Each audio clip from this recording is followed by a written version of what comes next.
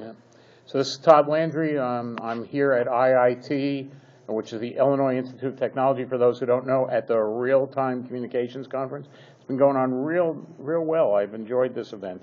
And Todd Landry is now, say it again, I lost track of the title. What's the official title? With NEC Corporation, Senior Vice President of our Global Product Management, focusing on all our new software, unified communications, and collaboration. And Todd and I know each other from way back when Sphere was just a small startup on its own, and it's beautiful, the integration that you guys have been doing.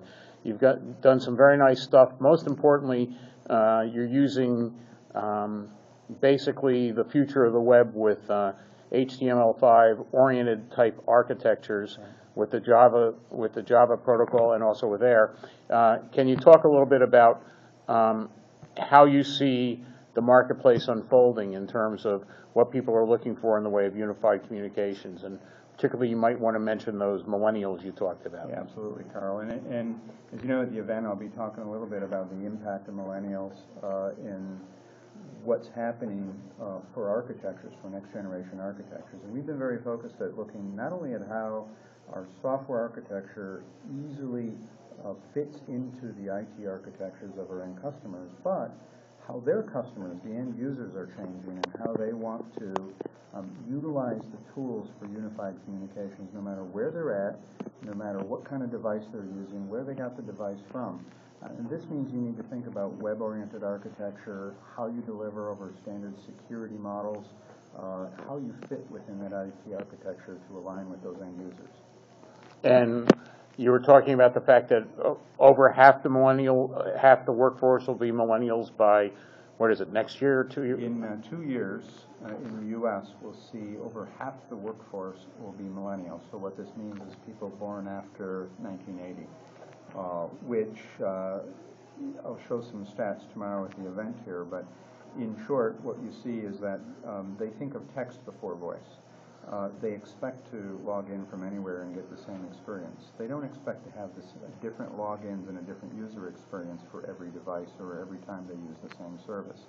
And thinking about that end user community, which is becoming our predominant workforce, forces you, it really entices you to think about how you architect your software technology very, very differently.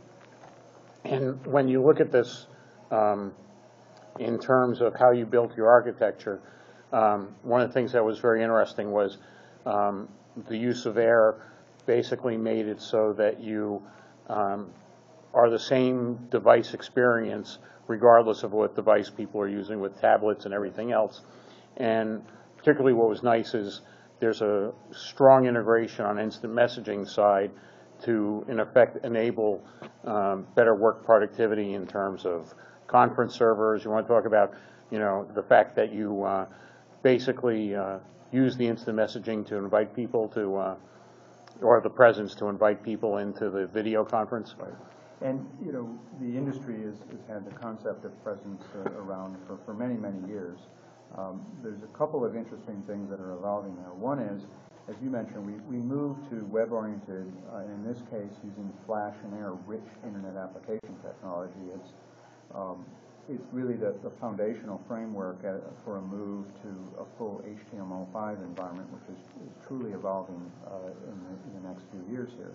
Now, the other part of that is it allows the user community to have a rich user experience from any devices. So the code we develop and the product we deliver today for a Windows environment is exactly the same software and code that you install and run on a Macintosh environment. Same look and feel, same user experience. For that user, the same tool that they use on their iPhone is the same user experience, the same list of people. It's all synchronized. So when I want to see the status of an I can pick up and use any type of device and engage on communications. When I want to engage on more collaborative experience with people, such as sharing documents, we know as web conferencing, or engaging on a video conference, it allows me to go and use any device. It allows me to use the credentials I've already established with you as a user and instantly jump into a meeting room, eliminating the steps we all experience of typing in extra codes and going back and looking for that email with the dial-in numbers. It really streamlines the ability to instantly collaborate with people and really engage and create more efficiency. Great. Now, Todd, just out of curiosity, if people want to find out more, how do they get more information? Well, you can always go to our main global site, nec.com, and within that, look for our Unified Communications pages, because they link you to all your local environments. As you know, we're a global company, and you can find us everywhere in the world. Great. Thank you so much, Todd.